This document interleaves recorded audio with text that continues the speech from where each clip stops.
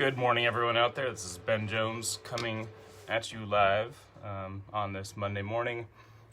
I don't know what the fourth of April. Anyway, Monday morning, hanging out here in my workshop. Thank you for joining us. I'm just going to dilly-dally a moment and let people join. On Friday, we were talking about travel brewers. What are the, I don't say the best, what are some really good options for brewing coffee away from home? AeroPress, any of the kind of plastic or metal brewers. Whenever you're traveling, for me, I've experienced that the hardest thing to do is to have access to hot water. One of my favorite things when I'm on the road, just driving up and down I-5 corridor, I love stopping at the rest stops and just getting the hot water for tea and making my own AeroPress. That's a really easy way to do it. Piece of cake. Some people travel with little camp stoves. They keep those in their car, so if they have to make coffee, when they're traveling, maybe they're out fishing or hiking, they'll have that available. But if you're flying, you definitely can't bring a camp stove with you.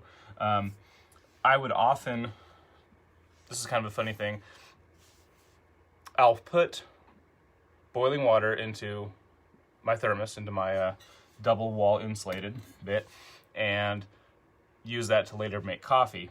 I was doing it one time and somebody said, well, why don't you just put coffee in your thermos? But I really enjoy making coffee fresh. Also, this particular travel thermos has never held anything but water. It's just the way I like to keep this one nice and clean. No matter how diligent you are rinsing them out and cleaning them, you will eventually start getting coffee taste. And I want to have just a nice clean water bottle. Anyway, so I was coming back from, I think it was flying out of the Atlanta airport.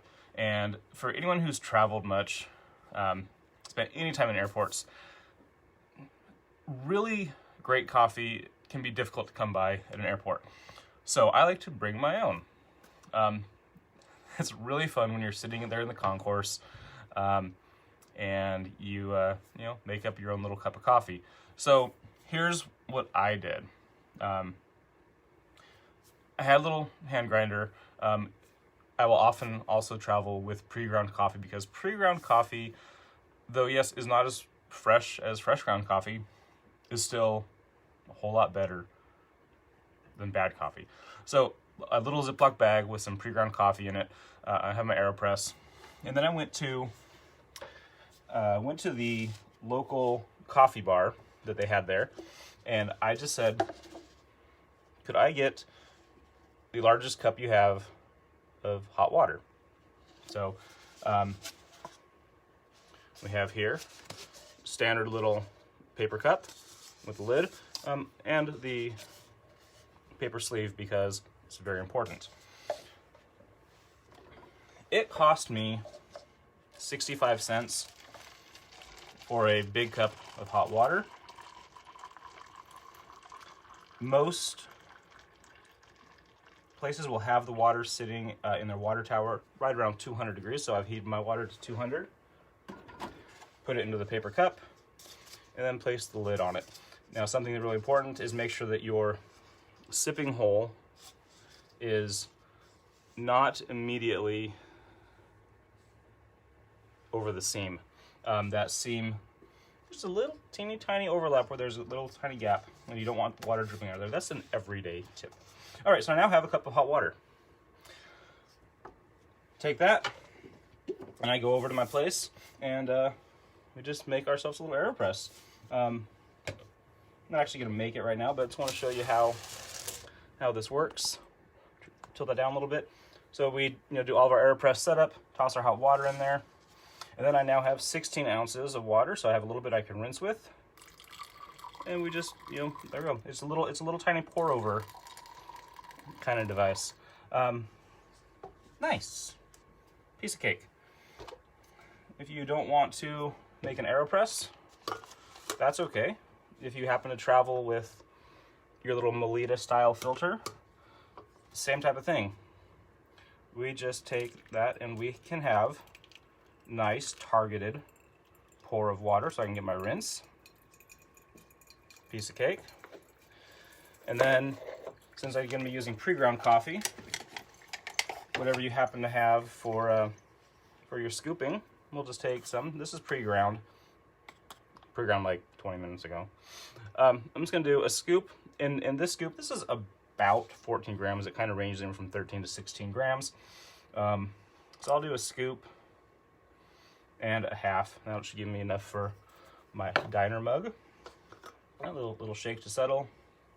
And I now have some extra water. I need to pour this out. You know what I'm going to do? I'm going to switch this. I want to brew right into my mug because that's what I'd be doing in the airport. Cool. All right, not AirPress. We're doing this one. All right, here we go. So we have this and our water. The longer we let this sit, it's going to start cooling. So I don't want to let it cool off too much. But you can take that and just... We're making coffee now. And I'll tell you what. If you're in an airport concourse, you're sitting off there in a corner somewhere, and you start brewing coffee, you're going to make some new friends. You're going to meet some new people, so be ready for that.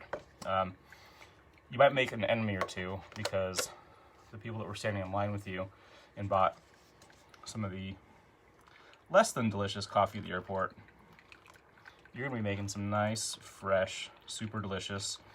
This one just happens to be some dancing goats. So go to batdorfcoffee.com and get yourself a little bag of dancing goats coffee.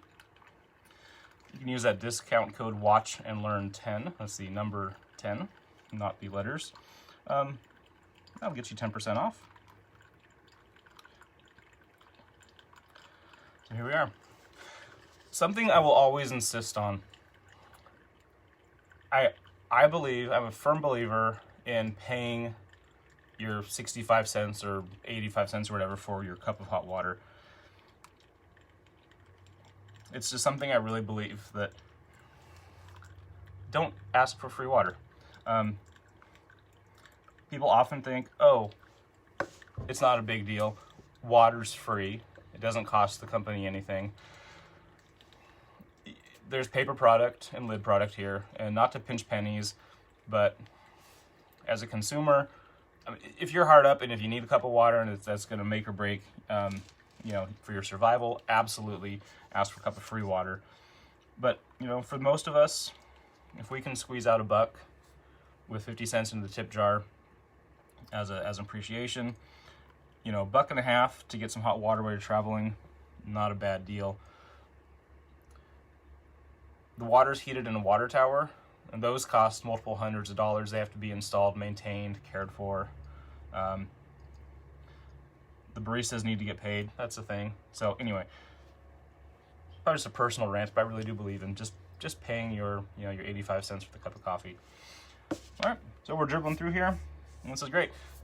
I love making coffee at the airport. I miss going to airports, and then I also miss going to the places the airports take me. It's a really fun thing. Sooner or later, we'll be doing it again. Do this at the airport. Do it on road trips. Yeah, piece of cake. So here is our traveling pour-over kettle. A few cautions with this also. It is paper, so the more you use, if we reuse this one, it's going to start getting kind of smushy. The waterproof liner on there is going to start to soften. Over time, especially if we're using compostable cups. So be aware of that. Similarly, I like to use the paper sleeve for the hand protection. And, we're dealing with some hot water. Make sure you have a nice sturdy spot to work from and all those safety considerations. All right. Thank you all for joining me today. As summer approaches and the weather's getting nicer, I challenge you all to go out and, another thing I wanted to mention. So my other travel mug, this is the one I like to travel with a lot, just when I'm kind of kicking around town. That is also fantastic for, we can do the same thing. So I'm just going to demonstrate-ish. So put some water in. And of course we have, with our mug, we have the, the sipping spout. So that we can do the same thing, and we can use that. This one's a little bit less precise because the sipper is down below the rim, whereas on a paper cup, having the sipper sit high on the rim, we're gonna get a better pour. So that's just something to be aware of. These can be a little bit messy. Do it when you're camping, do it outside. Also, as I said, this little fella, if we're taking our double wall insulated thermos, this is gonna keep your water brew temperature for hours. If you preheat it, add some boiling or near boiling water to it, these things, when you have double wall insulation, will really, really keep your water hot, as long as you're not in extreme cold temperatures. So same thing here. From that, we can just use that as a pour device. Super simple for AeroPress. If you need a targeted brew for some type of mug top pour over, that will work incredibly well. Also, I will add, if you're doing the AeroPress or if you're doing a travel French press, I would just unscrew it and just don't be afraid of that larger pour. We can get great coffee in the cafes. We can get great coffee at home. There's not really an excuse not to have great coffee while we're out and about. Yeah, there we are. So check out batdorfcoffee.com. Use the discount code WATCHANDLEARN10. That'll get you 10% off on your order. We have some really fun coffees right now. Like I said, I'm sipping on the Dancing Goats. Let's see how this turned out.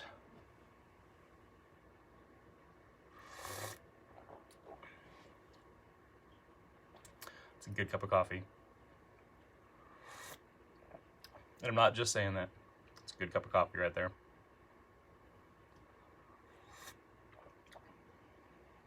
This sure beats any freeze-dried instant coffee. This beats a lot of just fresh, good, real coffee. This is a good cup of coffee. With a little bit of forethought, a little bit of planning, and the right equipment, not super specialized equipment, we can make great coffee anywhere we go. So thank you all for joining. I won't be back here on Friday. I'm taking Friday out. I'm going to ask Josh if he can do something fun for us, or Brendan. So thank you for joining, and I will see you next week.